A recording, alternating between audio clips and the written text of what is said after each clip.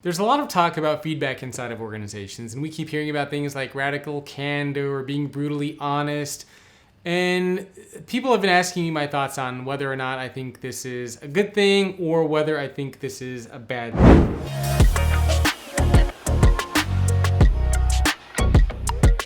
I'm reminded by a scene from Boardwalk Empire, which if you haven't seen that show, it's an awesome show. But I remember there's this scene in Boardwalk Empire where some of the gangsters are having a conversation. And I remember Bobby Cannavale's character, Bobby is the actor, and somebody says something to him and the actor says, "Don't take it personally."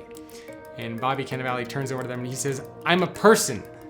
How am I supposed to take it?" And I think therein lies the problem when it comes to feedback. We take it personally.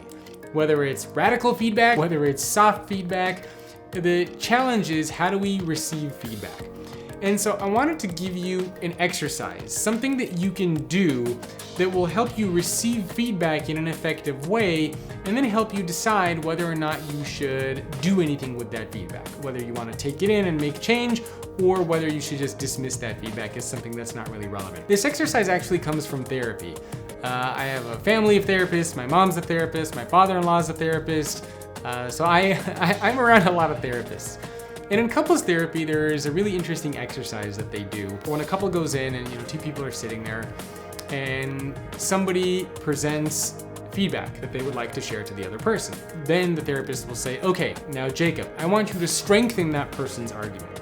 So in other words, I get feedback from the other person, and instead of trying to defend myself, instead of trying to put up that shield and go against whatever the other person says, I'm trying to build up their argument.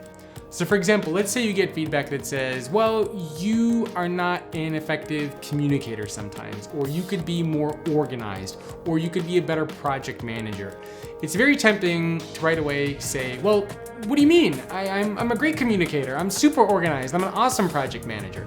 But instead, what I want you to do when you get feedback from somebody else is you try to build up their argument. So somebody says, "Jacob, you're not very organized." Okay, how do I strengthen that person's argument? Well, I did show up to a meeting late last week because I had too much going on. And I remember a couple days ago, I went to another meeting with a client. I didn't have the right files in front of me. So maybe there's something going on here. Or somebody says, "You're not that great of a communicator." And I kind of think back, how do I build on that person's argument? Well, I kind of remember that after meetings, a lot of people look puzzled when they walk out of the room, or people aren't asking me a lot of questions. How can you build up the other person's feedback that you get? And that's when you start to decide on if you should do anything with that feedback. So maybe there's nothing that you can build on top of.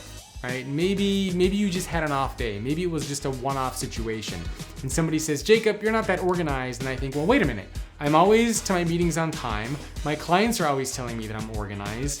I have everything that I need to get done in very organized systems and processes. I actually think I'm a pretty organized person. I can't really build up that person's feedback anymore.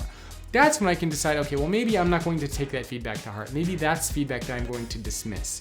So again, the key exercise here when you do get that feedback is instead of immediately getting defensive and kind of putting up that shield, is take a couple seconds and try to build up that other person's feedback. Build up that other person's argument and see if you can actually do it. Strengthen their argument just like a therapist would encourage you to do if you went to couples therapy. I think by practicing this exercise, this will allow you to be more open to the feedback that you receive, and it will help you decide if the feedback that you're getting is something that you should indeed take action on, or if it's feedback that you can dismiss.